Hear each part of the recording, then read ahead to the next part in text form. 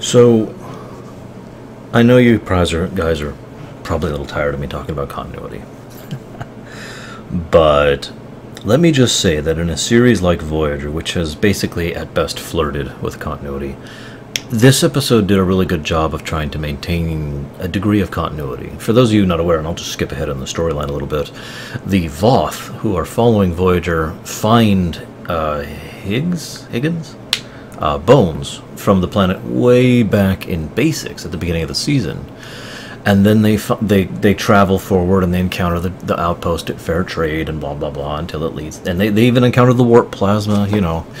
There's little details which are remembered from previous episodes that help flesh it out. This is a good thing, in my expert opinion. Okay, in my completely amateurish opinion. But the thing that really strikes it for me is some people involved in working on this in much later interviews, much longer after the episode came out, mentioned how they were constantly fighting tooth and nail to get more continuity into the show. And I've talked about this before. A lot of people, Rick Berman being a big one, really insisted that Star Trek be a completely episodic thing. In actual fact, Rick Berman, and whether or not you can fault the man for that is debatable. You can certainly fault him for basically killing off Star Trek. I mean, we can fault him for that. But whether you can fault him for that or not is debatable, because he was following Gene Roddenberry's and the original creators' original ideals. For those of you not aware, original Star Trek was intended to be very Twilight Zone. Now, if you don't understand what I mean by this, the original intent was they were going to do a series of completely unconnected, unrelated stories that had nothing to do with each other.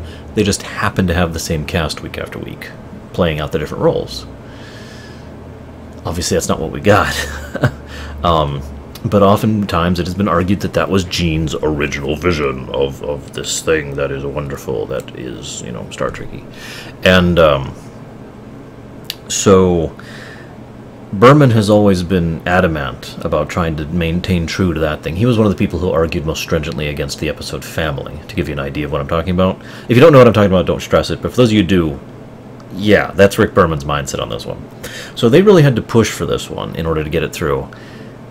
And I'm sorry, but I have to comment on the irony of the situation, in that the writers really struggled and tried and did their best to convince their leader that they could go ahead and do this particular new, shall we say, theory on writing, involving a distant continuity, if you will. I'm being blunt to get my point across. And in the end, they were allowed a bone, or two or three here or there, and then they were told and basically bullied down into towing in line with doctrine. It's just kind of ironic when you think about it. In many ways, I often wonder if this episode was a deliberate pushback against that. Which brings me to my next point. This is a very rare occurrence of a Voyager episode that is not just amazing, but is really trying something different. In all honesty, when I first was watching this, and I'm sitting down and I'm trying to figure out how to put my words into thoughts, I'm like, it's very non-formula for Star Trek, right? But then as I started thinking about it, that struck me as incorrect, and I reanalyzed my words and tried to figure out a way to express it, and this is what I finally came up with. This feels like a TNG or a Deep Space Nine episode. Because Voyager episodes are very formulaic, for the most part. About 80% of them are very formulaic. If you think about it, I could tell you the structure right now, and you could just apply it to well over half of the episodes that we've covered so far. Actually, probably most of all of the episodes we covered so far. But this episode completely broke that formula. The first 10 minutes of footage, there was not a single hint of any of the main cast members or Voyager itself on the screen, not counting the intro credits. 10 minutes. And then it ends on the particular note that it does, and the way that it's structured, and the way that the story unfolds. It's very non-standard, but it works brilliantly. Let me give you another example of what I'm talking about here. very rarely has Star Trek managed to make an episode basically be about the guest stars and make it work. Emphasis on that making it work part. Lower Decks, TNG, good example of that kind of a concept. I'm trying to think of another one. There's not many. There are not many. But this episode really relied on the strength of the main guest stars, not least of which being Gagan himself, or you know, the main Saurian, the main Voth, and of course the minister, the mistress, whatever you call her. Both of whom put in amazing performances and basically managed to carry a huge chunk of the episode more or less by themselves. They also used tons of little cues and tidbits to give us insights into Voth culture, because we were seeing it from their perspective rather than Voyager's. Rather than having us say, oh, well, we believe in blah, blah, blah, blah, blah. They actually talked about it in character, properly expositing about it. It was fascinating seeing that. And I think for the first time we could see a culture that actually, well, I shouldn't say the first time, but for one of the first times in Voyager, we had to see a culture that is a culture rather than a planet of hats. For those of you who don't know what I mean by that, in brief, most often Star Trek and shows in general, when they introduce a new race, they are a race of hats, aka, my hat is honor. You know, Kazon or whatever. My hat is violence. My hat is proving yourself through the hunt. See the Ferogian for a bad example of that. You know, etc., etc. They all have this hat, and like all their culture and all their society revolves around that. Now, you could argue that with the Voth, but I would disagree. I would think that the Voth are one of the few cases where they actually feel like a more fleshed out culture. Which is ironic because, A, they were intended to be, that a lot of work was done on several of the writers' behalf in order to flesh them out as a culture behind the scenes, so that when it went to the script you could get those tidbits of culture, and B, they're a one-off. We never see the Voth again. What a shame. But I'll be talking more about that later. I'm getting way ahead of myself. Let's talk about the teaser. The teaser is amazing. Aliens, oh my god. Excavation. What's this? Oh my god, I think we found something. It does share genetic precursors. Awesome. Pan over and it's a human skull. Yes, that had my attention so hard when I first saw that. I was just like, yes. Oh god, what's happening? What's happening? Oh, commercials! Damn it! Damn it! That might be an exaggeration, but at the same time, I do distinctly remember when I first saw this being like, oh, you know, it caught my attention brilliantly. I also want to give praise to David Livingston. For those of you who've been watching this series, you probably recognize that name. He is a director. He's done a lot of work in Deep Space Nine and Voyager. He's a damned good director. We'll be talking about him again in 3 episodes, I think. He directed this episode, and he went out of his way to do 2 big things. Number 1, he always used slightly different camera angles whenever it was a Voth scene versus a regular Voyager scene. And he deliberately had Voyager scenes done in the normal style, so that the viewer would, at least on some level or another, have that contrast between the two. And 2, he used a slightly wide-angled lens, which is a lot more obvious if you're watching back on like the DVDs or whatever, for the Voth scenes. So literally the perspective is different. It's a subtle touch, but it's a great way to emphasize that these are aliens. This is a different perspective. It's a different mindset, and I like that very much so. So I also really like, and this kind of goes along with the directing as well, but the writing and the acting both pulled this off brilliantly. A lot of what we see on Voyager before the Voth are discovered is literally just everyday normal stuff. Just walking around, talking, acting as if nothing was unusual. Now, that normally you'd be like, well, why is that engaging? 2 reasons. 1, it's nice to see the mundane from a unique perspective. I've said this before, and I'll say it again. Context means everything. This goes in fact and in fiction as well. So, for example, you know, the phrase, "there are no strings on me," as I've talked about recently, is not exactly what you call an intimidating or terrifying phrase, unless you have all of the context that teaser and all the information we have about Ultron gives it, in which case that phrase becomes downright terrifying. Context means everything. So we see these interactions from the perspective of an outsider. We get to see what it would be like, and we get to have that hint of, what would it be like watching an alien race interact with each other? Trying to learn about them, trying to theorize about them. How many anthropologists nowadays would love that kind of idea? Even in our own species, to go back 100 years, 1,000 years, to be able to watch how humans interacted with other humans in that era. Because all we have is guesses. Because that's life. I mean, we don't have, you know, the holodeck with perfect recording information across all of human history.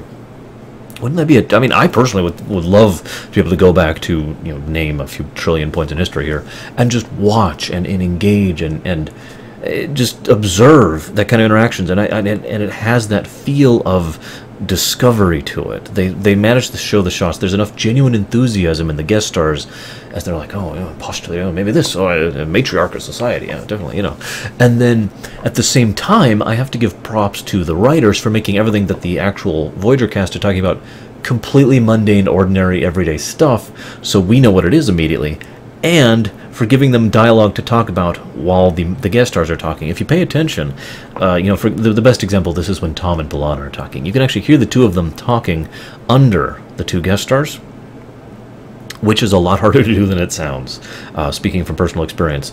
If you don't understand what I mean, let me try to put it this way. Let's say that you're putting on a performance. Now, there's some varying opinions about this, but basically putting on a performance is difficult. We'll just say it that way. If you want to put out a good performance, just by itself, no qualifiers, that's difficult.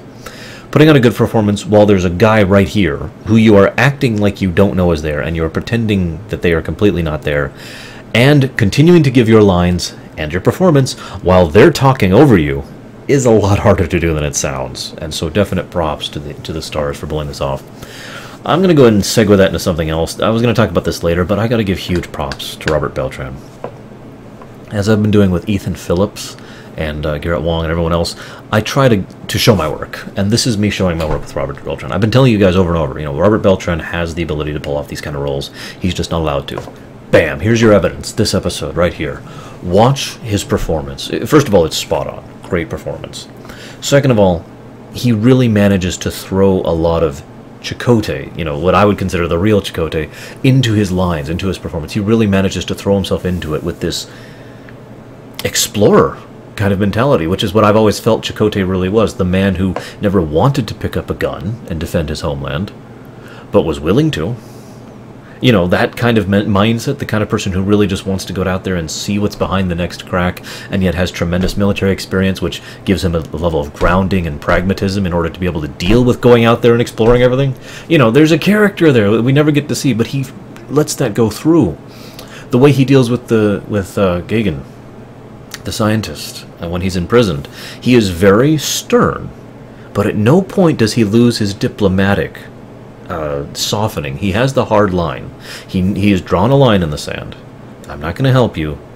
However, if you let this down, I will assist you.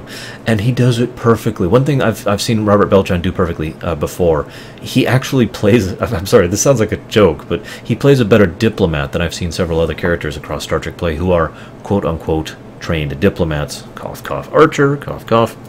But in all honesty, I've seen Robert Beltran does this very diplomatic approach because one of the most important things, I've talked about this before, one of the most important things when you're trying to interact with someone else for the first time, even if they can understand your language, is to use very soft, slow-moving body language and to use calm, even tones, which indicate that you are not a threat and you are not trying to hurt them.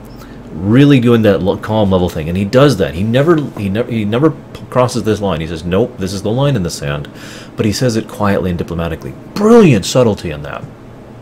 Loved that. And another thing, this is why I'm segueing into this.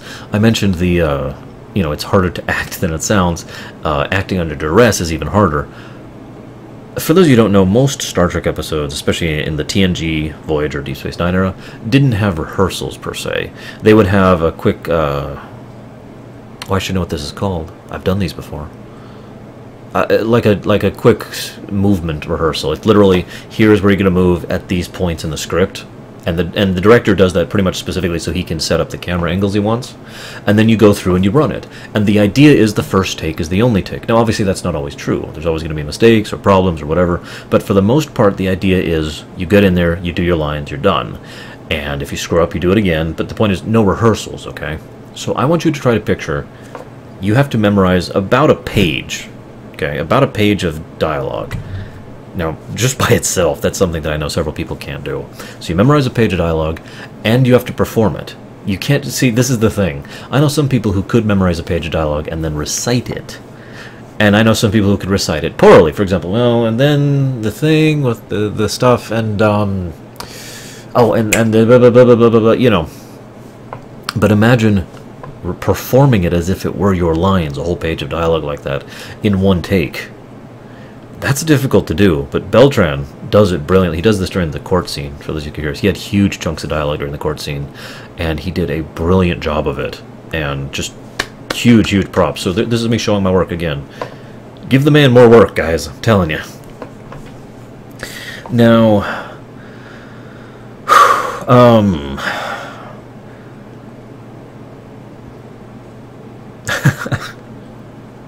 I love the globe gift.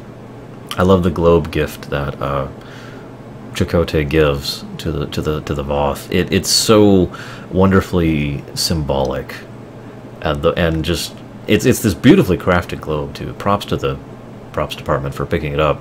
It looks marvelous, and it really gives you that sense of, wow, you know, I bet he custom.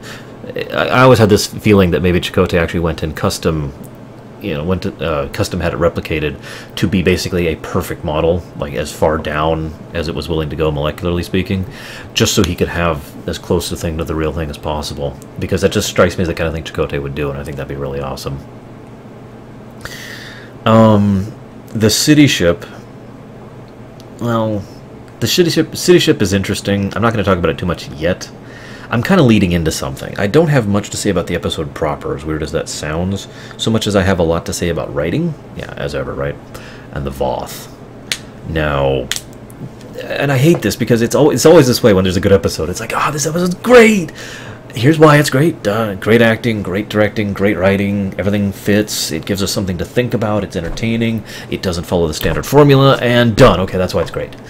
And then I'm just left sitting here thinking, well, I've only been talking for like 10 minutes. Sometimes I wonder if I'm getting hampered by my own expectations of having long videos. But I do have something else to talk about. First, I want to talk about the Minister, really quick. This is the last thing before I get into my big thing. I don't need this for my big thing. The Minister is probably one of the better examples of a Type 2 villain I've seen in a while.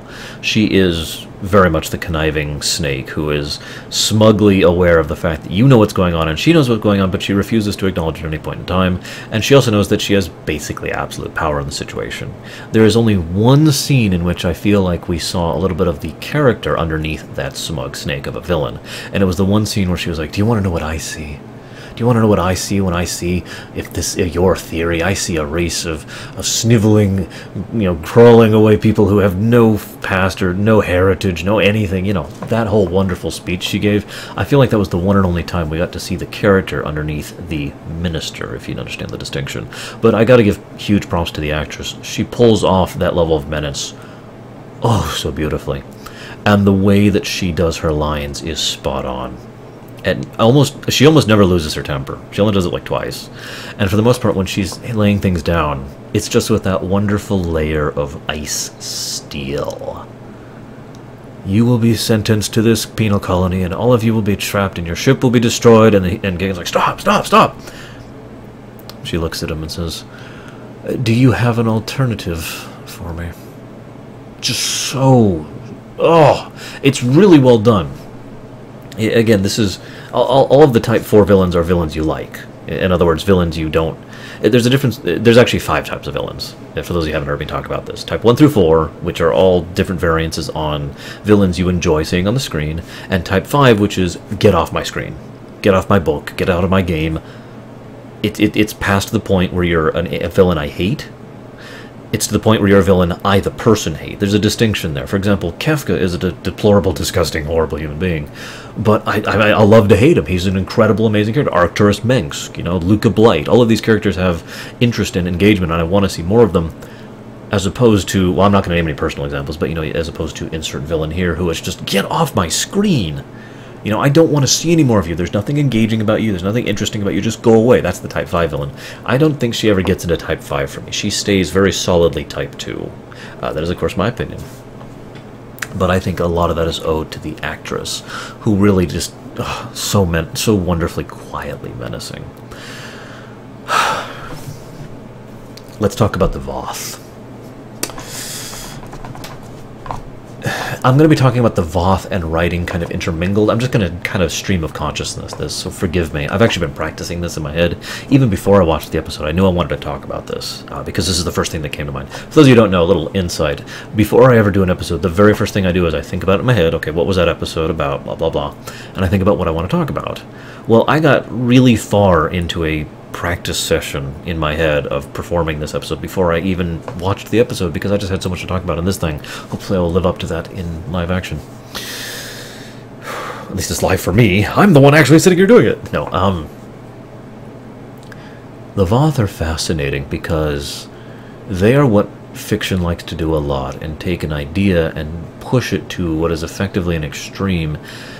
And I feel like that can be done for three basic types of reasons. Number one, because they just want to send a message, which can be good or bad. A good or bad thing, not a good or bad message. For example, Who Watches the Watchers back in TNG is a good example of a message episode. Star Trek likes to do message episodes in general. Some of them reach a little bit into soapboxy era, but the point being, you know, to send a message. The second reason is to... it's kind of similar to send a message, but the intent is different, I feel. Because there's a difference between drugs are bad, or I think this Democrats are stupid, or, you know, whatever soapbox they happen to be standing on, and instead trying to make you think about something by giving an extreme example of it. In other words, yeah, okay, freedom of speech being suppressed to such an extreme is a bad thing, but the point is to engage you in thinking about it to the point where you wonder, well, at what point is the line? At what point do we stop tolerating that, you know? And of course, the third reason is to simply show a theoretical, to engage the brain in a what-if scenario, which is arguably the basis of all of fiction. What if? So, what we have in the Voth is a perfect example of, what did my sister call it? She came up with a phrase. I actually asked her about this. Tunnel vision. That's what she called it. I usually call this groupthink. Okay? I need a drink. Forgive me for a moment. Oh! Still got lesions. Sorry, guys. Groupthink. Tunnel vision. If you as an individual go out and you're working on a puzzle, I don't mean like a jigsaw puzzle, I mean any form of puzzle, and you are having trouble solving it, it is much more likely, scientifically, statistically, that you will have less success doing it the longer you work on it. You will be more and more frustrated, and you'll be more and more obstinate about it. But the main reason why this happens is because your brain works in a certain fashion, and the more you try to engage yourself in this thing, the more you will work in that same fashion. You'll basically be thinking in a certain direction, and that direction is incorrect for the solving of this puzzle. Now, this can apply to real-life puzzles as well as puzzles in games, or puzzles in, you know, for entertainment purposes or whatever. This is just physiology, right? Group tunnel vision is when a whole bunch of people all get together and say, well, I'm going to give a really weird example here. No, I'm not going to do that. I don't want to piss anyone off. But see, the thing is, I've often felt that a lot of fanboys and hate boys both, you know, the extremes of both ends here, are people who are victim of this group tunnel vision, this group think. Now,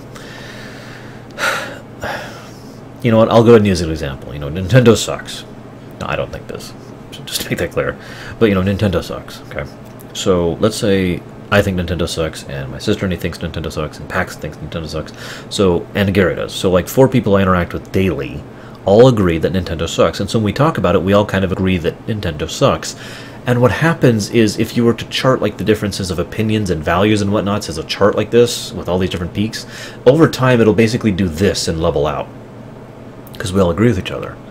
Because we all start thinking in the same direction. This is also the same concept. Human beings, by their adaptable nature, tend to acclimate, and when we all agree with each other, we tend to acclimate to agreeing with each other, which also acclimates in on itself, and it just kind of recurses until we have this level of stagnation, this thought stagnation. Okay, this is very common actually, and it's been happening for, well, forever basically. But you see this a lot in the internet age, because what you'll see is tightly knit groups in communities, internet communities, where everyone in that group thinks A. You know, Nintendo sucks, or Nintendo can do no wrong. Again, hate boy and fanboy. And so they all agree with each other, and they all disagree with any other perspectives violently. And so they never really go anywhere with that. What we have with the Voth is that taken to a cultural level. To imagine if an entire society basically thinks A, in this case. And there's actually a lot of things that the Voth think. There's no one thing, but the doctrine. They even called it doctrine. When I was doing my prep work for this, in my head speech, I actually called it party doctrine in my head, but that, for lack of a better term. And then I rewatched the episode, and the moment they actually referred to it as doctrine, I was like, oh god, they actually call it doctrine in the episode. For God's sakes. Think about the usage of that word in this context. So this is an entire society that is guilty of group stagnant thinking, group tunnel vision, okay? Now, obviously there are outliers. Obviously there are exceptions. We meet one of them. Technically, we meet two of them. But as we see, the people in power are the ones who actually decide what goes forward. And so the people in power are the ones who maintain that status quo. Now, a cynicist would say the Voth culture is our own in real life. I'm not talking about the States. This could be applied to just about any country out there, and I've heard it applied to many different countries. We all must think the same thing, we all must agree with this thing, everyone must believe in the state, blah, blah, blah. Let me make this clear. If you think that you are wrong, at least for most countries, I know there's a few where that is actually true. I'm not naming any names. But for example, if you live in most of Europe or most of the Americas, that is not where we're at. We are not that extreme, and thank God for that, because we see in the Voth what happens when you reach that level of an extreme. We see a culture that is willing to completely fling aside facts and truth because it doesn't agree with what they've already said are facts and truth, that are willing to put military hardware and power behind that, are willing to involve other races in their power struggle for no other reason than because they can. And oh, don't forget, by doctrine, only Voth actually have legal rights. That's a wonderful little tidbit. There's like 3 little tidbits throughout the episode that give insight to Voth culture past the hat mentality, and that's one of them. Anything that isn't a Voth doesn't have legal rights. That is terrifying. Think about that for a moment. Think about what kind of society would produce that kind of mentality. Think about the kind of society that would produce a mentality where, by tradition, only people of this clan will mate with only people of that clan. Think about the kind of genetic stagnation that would encourage. I mean, you see where I'm going with this whole idea with the Voth. You could argue that the Voth's hat is stagnation, but I would disagree with that. We see several examples of the fact that the Voth are not stagnant. Now, this brings me to a big point, though. The Voth are what I call a game changer. When I first saw this episode, I actually expected them to basically be a new Dominion. Not thematically. The Dominion have their own thematic significance, and I'll talk about that when we get to Deep Space Nine. But I mean in terms of power, in terms of reach, in terms of threat. I figured these were the new big bads, especially since we hadn't seen the Borg since Unity.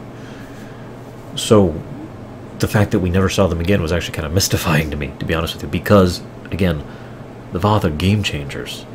This is an entire species of effectively xenophobic, speciest supremacists who are stupidly technologically advanced. These people are not quite at the level of the Takan or the Iconians, but they're definitely in between those and most of the modern species, aren't they? They're probably at least on the level of the Founders, or indeed the Dominion as a whole, in terms of technological advancement. Which brings me to my problem, sort of. See, here's the thing. How does a species this culturally dead, and I'm going to call it that, not even stagnant, this is a dead species culturally. How does a species like this grow to those incredible heights? Now, to explain what I mean a little bit, it would be more understandable if they were very militarily powerful. And they are, but that's not what they do to express their power. They don't win against Voyager because they are stronger than Voyager. They win because they are more advanced than Voyager. They just magically shut down launch sequences on an alien ship they've never encountered before. They have managed to transport an entire ship and everything in it inside their ship, which is the size of a city. They call it a city ship for a reason. I mentioned I couldn't bring that up again. These are people who have transwarp technology as a matter of everyday life. These are people who have transphasic cloaks. Think about the level of technology we've got on display here.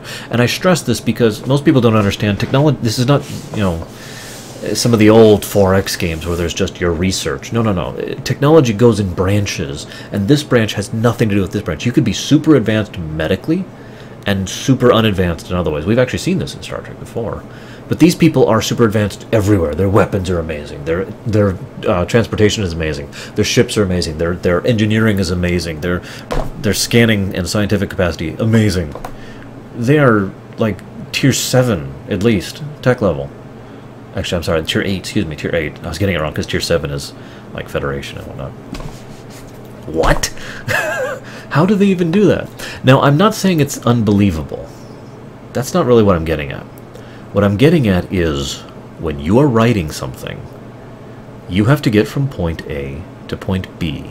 And for the proper climax and conclusion of this episode, the writers had to have a dilemma in which the Voyager crew was going to be sacrificed for his ambition. That meant they had to overpower Voyager. And they had a few ways to come across that, and this is the way they chose. I'm going to give you an idea of another way to do this to emphasize my point. This is more writing talk here. Let's make the Voth much less advanced, but much more aggressive in the way they use the technologies they have. Give them the transphasic cloak. I'm actually okay with that. You don't even have to make it transphasic. Just make it a really damn good cloaking device. Makes sense for a species of speciest, xenophobic, aggressive, supremacist. I get that. Give them lots of military power. Let them use anti-proton weapons, for God's sake. Something dangerous and insane, but also very strong. You probably already see where I'm going with this. Have the threat be that they're going to destroy Voyager with a sneak attack that will obliterate the ship before they have a chance to fight back, unless the scientist capitulates. I will kill your evidence, unless you would like to reconsider your statement. Think about that for a moment, though. Think about the potential for that. I actually had a rewrite of this episode in mind, in which the Voyager cast never actually had the main focus. To explain what I mean, imagine if the focus never left the Voth. Imagine if the Voyager crew never directly interacted with him. Now, I'm not sure I would like that idea because, again, Robert Beltran had some great stuff. But imagine an episode in which the Voyager crew, and wonder at this, because this would be quietly horrifying, which I think is part of why I like it. The idea of Voyager being in deathly peril and literally never being aware of it. Because they've got these ships following them, which are ready to blast them away at a moment's notice, because the scientist ships have been following them for, however many weeks, studying them, beaming over, analyzing them, their food, their database, going over the stuff, and again, getting that outside perspective on them, and that outside ideal of them, and have basically never have the Voyager crew ever aware of the fact that they're on camera, if you understand what I mean by that, and then have the climax of it be, oh, very well, we will let them go. And, the Voyager crew just kind of sails on, unaware of the peril. Now, again, that would have missed out on some awesome character stuff with Beltran and the scientist, so I'm not saying that's necessarily the best path, nor would I rewrite it that way. But I mention this to get across the idea to you. That is another path from A to B. You see where I'm going with this? I've talked about this before. This is a good example of going from A to B, from a story perspective, very well. However, there is one other consideration here, and I'm going to continue talking about this because this is my show, damn it. There's a difference between writing a story and writing a setting. World building, if you will. Now, I've often said I'm not that good of a writer, but there are very, very few things in this life that I am genuinely confident about doing, and one of those is world building. I am a damn good world builder. And I'll tell you one thing right here. If you're going to build a setting, everything that goes into that setting has to fit, and it has to make sense, even if the viewer or reader or player never knows why. That's not important. What is important is that if you were to examine it from a Q perspective, knowing everything, it all has to fit. It all has to make sense. You are building a world, not a story. There's a difference. Now, so like to use Primus as an example, everything that happens in that setting, I sit down and I think, okay, I need A, B, C to happen. I need to get to point B. So I can get to point B from, and here's these like 5 different ways I can do it. But if I do that, it has to make sense in context of the characters that are doing it, their motivations, their histories, their backstories, the cultures that they come from, the organizations that back them or that they run. All of that has to fit under the hood. It all has to fit. That engine that runs that car needs to be neatly and tightly and well put together so it all runs smoothly together, or else that car will not run. You may be able to patch it up and force it to go, but after a while those seams, those problems are going to show. Okay? This is the problem. The Voth are a game changer because we have an incredibly advanced, incredibly powerful, incredibly prolific species that you just plop. That is, do I even have to explain why that's a game changer? Imagine if back in Deep Space Nine, the Dominion, the whole Dominion, the Vorta, the Jem'Hadar, the Founders showed up for one episode, and then were never heard from again. Now, granted, we don't know how large Voth territory is, and the Dominion are huge, but the scale of size notwithstanding, that's the equivalent of what's happened here. The Voth should have been insane as far as changing the very nature of the Delta Quadrant, the story, and what happens in Star Trek as a whole. It was one of the reasons I was so happy to see them again in STO. I was even happy to see them done properly, because they're kind of pathetic in STO. Now, don't mistake me, they are very advanced. They have very advanced weapons and very advanced technology, but they're also led by idiots, like they should be. People who are more interested in doctrine. People who have reached their position because of party doctrine. People who... I mean, this is so brilliant because this makes so much sense. I mean, I'm sorry, forgive me for going on this, but they're trying to, I'm going into STO stuff here, but this is so in character for the Voth. There are people who are trying to use this Dyson sphere in order to create omega particles. Yeah, just go with it. And it makes sense in context, trust me. And so it's incredibly dangerous, and it might severely damage entire chunks of subspace, because that's what omega particles do when they're destabilized, right? So this is obviously incredibly dangerous, and the scientists say this is incredibly dangerous. And yet those scientists' apprentices who are interested in advancing their careers and getting their political brownie points are willing to say, oh, no, we can do this, because that's what their superiors want to hear. The superiors, the ministers, have already made up their mind. We will do this. It is the job of the underlings to say, yes, we will. And when they hear no, that's not acceptable. And it's so wonderfully political and at the same time cultural. It's such an insight into their society. So seeing the Voth come back, it was like, yes, finally. Even though you're pathetic, it's amazing to see you again. You know. It's hard to explain my thoughts on this, but anyways, the point being, if you're going to do something like this, you have to think about it as a writer. You have to really think about it and be prepared for long-term consequences. If I can diverge for just a second, another example of what I'm talking about by inserting a game changer into a setting without thinking about it is the crystalline entity. Now, later on, they did wrap that little one up. They did tie the crystalline entity back up and ended it as an aspect of the setting. But when the entity was first introduced, the intent was make it alien, which they did. And that would have fit for a story, okay? But on the concept of Star Trek as a whole, the thought that something like the crystalline entity can exist and does exist, that's a game changer. You got to think about that, and people don't think about that. So, I'm done. I'll see you guys at the next one. Bunch of good episodes to talk about. Have a good one, I guess. Sorry, I'm tired. Do you retract your claims? No. I stand by them. Very well. It is my judgment you will suffer the consequences of your obstinacy. Gagan, you are guilty of heresy against doctrine and will be placed on a detention colony. For as long as you breathe, you will neither teach nor engage in research. Your life as a scientist has ended. As you wish. Chakotay of the Voyager starship. You, your captain and her crew will join Professor Gagan. Why? You have nothing to gain by imprisoning them. Let them go. You will spend the remainder of your lives on a detention colony. Your ship will be destroyed. Minister. You will surrender your vessel immediately and inform your crew that this judgment will be... Stop this, please! Are you offering me an alternative?